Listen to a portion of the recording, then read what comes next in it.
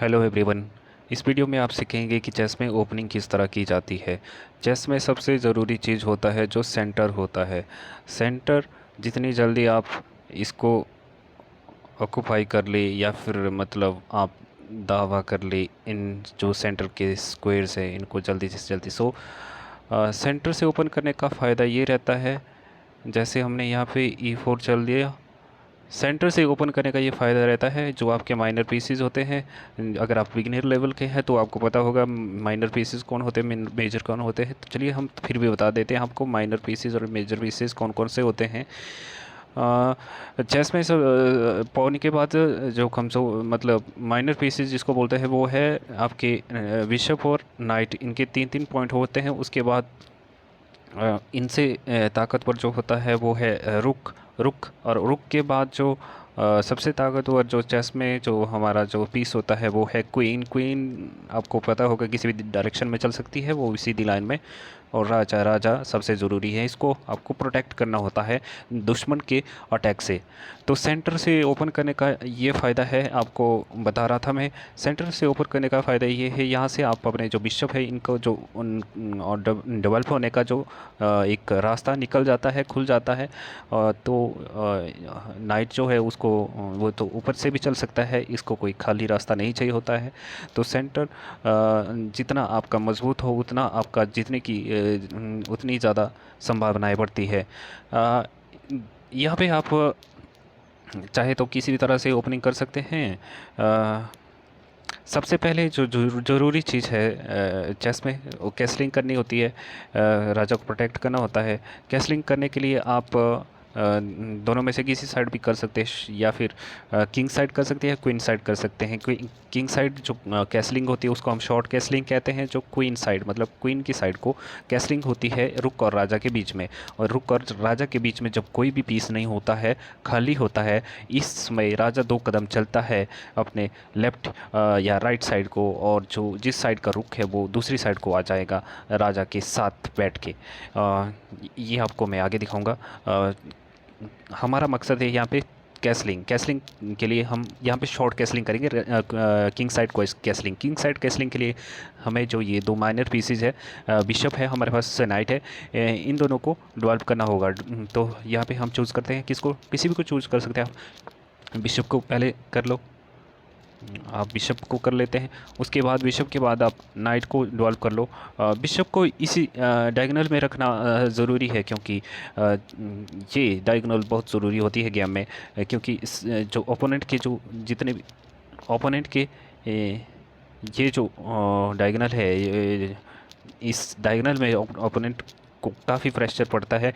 जैसे ही कैसलिंग करेगी, short castling करेगा ओपोनेंट, तो जैसे हमारा अटैक आगे बढ़ता है तो ये जो डायगोनल बहुत ज़रूरी हो जाता है। तो हम इस डायगोनल में इस बिशप को रख सकते हैं। अगर अगर कोई और डायगोनल चूज़ करते हैं तो हमें उतना ज़्यादा बेनिफिट नहीं मिलेगा। और इसके बाद हम यहाँ पे कैसलिंग करने के लिए इसके बाद हम नाइट को मूव करना होगा। नाइट को डेवलप करने का जो रूल है, नाइट को हमेशा सेंटर की तरफ डेवलप करना चाहिए, क्योंकि सेंटर से नाइट का जो एरिया है जो अटैक करने का वो बढ़ जाता है, जो अपॉर्चुनिटी बढ़ जाती है। अगर हम इसको किनारे की तरफ मूव करते हैं, मान लीजिए हमने नाइट को इस साइड को मूव कर दिया किनारे की तरफ, यहाँ से जो इसकी जो रेंज है वो घट जाती है। इसलिए हमेशा आपको याद रखना है नाइट को सेंटर की तरफ मूव करो। नाइट को सेंटर की तरफ मूव किया, उसके बाद आप कैसलिंग कर सकते हैं। कैसलिंग यहाँ पे दिखाऊँ जिसकी बात कर रहा था, कैसलिंग किला किस तरह बनाया जाता है। यहाँ पे राजा है जो 2 कदम चलेगा अपने लेफ्ट और राइट, इस साइड को, राइट साइड को 2 कदम चलेगा, और ये जो रुख है ये ऊपर से आ जाएगा यहाँ को। ठीक है, तो हम यहाँ पे कैसलिंग करेंगे। कैसलिंग इस तरह होती है। कैसलिंग होके, कैसलिंग होने के बाद हम क्या कर सकते हैं, कैसलिंग के बाद हम ये जो कैसलिंग के बाद हम यहाँ पे अगर आपके पास कोई थ्रेट नहीं है तो इस जो डी वाले पॉन को है आप D4 पे रख सकते हैं। D4 पे रखने के बाद आपके पास यहाँ पे क्या फ़ायदा हुआ D4 को चलने का।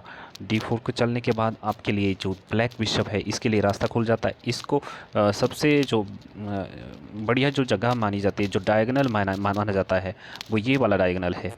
और इस प्लेस में रखना चाहिए।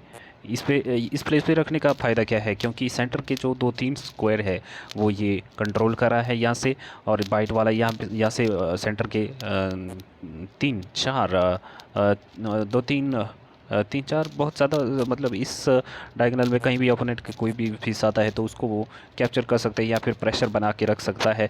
और साथ ही हम दूसरे पीस से वहाँ पर यहाँ पे किसी भी स्क्वायर पर अटैक करते हैं तो यहाँ पे प्रोटेक्शन अवेलेबल रहेगी।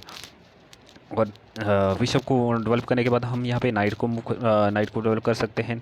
नाइट को, या मान लीजिए आपको बता ही दिया मैंने, नाइट को हमेशा की साइड को मूव करना है, सेंटर की तरफ को। सेंटर की तरफ को मूव करने का फ़ायदा ये है कि इसकी रेंज बढ़ती है। आपको पता ही, जितना ये सेंटर की तरफ जाएगा उतनी इसकी रेंज बढ़ती जाएगी।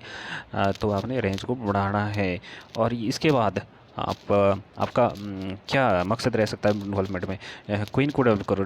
क्वीन को यहाँ पे रख सकते हैं आप। क्वीन को शुरू में बाहर मत निकालो।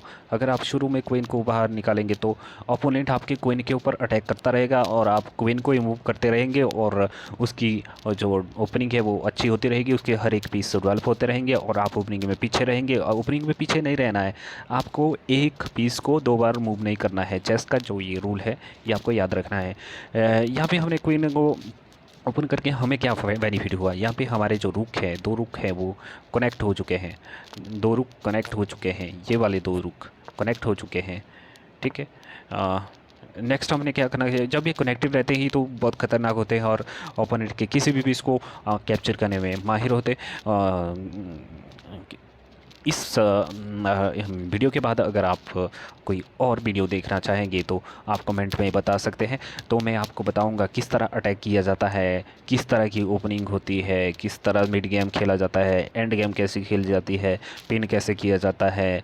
जितनी चीज़ें आप सीखते रहेंगे उतना ही आपकी गेम अच्छी होती जाएगी।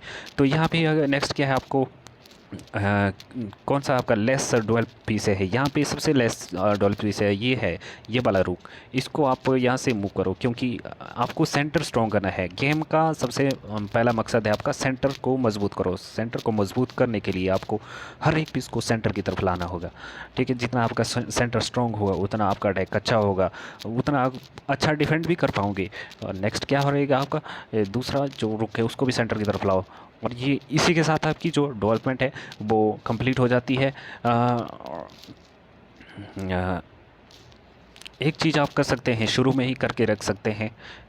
ये वाला जो फ़ोन है, ये जो वाला फ़ोन है H2 वाला फ़ोन है, इसको आप यहाँ पे मूव करके रख सकते हैं। इससे ये फ़ायदा हो सकता है, यहाँ पे कोई भी पीस मान लो नेक्स्ट मूव में यहाँ पे ये नहीं आ सकता है, नाइट नहीं आ सकता है। या फिर और एक फ़ायदा हो सकता है इसका, मान लीजिए आपके यहाँ के सारे सेंटर के सारे पीसेस इधर उधर चले गए, खाली हो गया, और यहाँ पे कोई भी ओपोनेंट का रुख अगर बैक रैंक में आ जाता है, बैक रैंक में आ जाता है, बैक रैंक ये होती है जो आपकी लास्ट वाली रैंक है। यहाँ पे अगर कोई रुक आ जाता है, कोई रुक आ जाता है, रुक या फिर या कोई क्वीन आ जाती है, चेक दे देती है, तो राजा के पास कोई भी बचने का कोई भी स्क्वायर नहीं बचेगा, कोई भी स्क्वायर नहीं रहेगा। अगर आपने इसको यहाँ पे रख दिया है तो आपका बैक रैंक जो चेक एंड बेड है उसके होने के चांसेस भी घट जाते हैं। ज़रूरत के जब आपको लगता है कि अब ज़रूरी हो गया है कि भाई इसको मूव कर ले, हम यहाँ पे राजा के लिए एक जगह खाली रखें, तो तब आप इसको मूव कर सकते हैं, इस पॉन को। थैंक यू मेरी वीडियो को देखने के लिए। अगर आपको कुछ अच्छा लगा, सीखने के कुछ के लिए मिला, तो आप मेरे चैनल को सब्सक्राइब कर सकते हैं, लाइक कर सकते हैं, कमेंट में बता सकते हैं क्या चीज़ें हमें करनी चाहिए, जहाँ पे हम, अगर आपकी तरफ से कुछ सजेशन है मेरे लिए कि मैं क्या बेहतर कर सकता हूँ, ज़रूर आप बता सकते हैं, ताकि मैं नेक्स्ट वीडियो में इम्प्रूवमेंट के साथ आ सकूँ। Thank you for watching. Thanks a lot.